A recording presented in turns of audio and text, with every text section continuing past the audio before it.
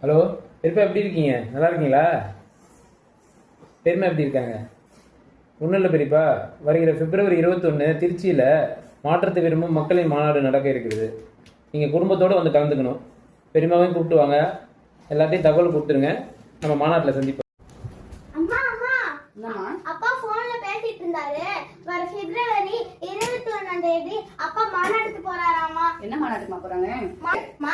எங்க பெரியப்பா சீமான் ஆடு மாடுகளின் மாநாடு, மரங்களின் மாநாடு, மலைகளின் மாநாடு, தண்ணீர் மாநாடு, கடலம்மா மாநாடு, இப்ப மாற்றத்தை விரும்பும் மக்களின் மாநாடு நடத்துறாருமா.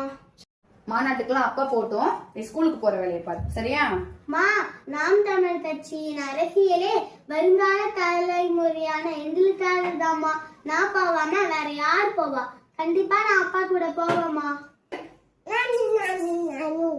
நம்ம எல்லாரும் மாநாட்டுக்கு குடும்பத்தோட போலாம், சரியா?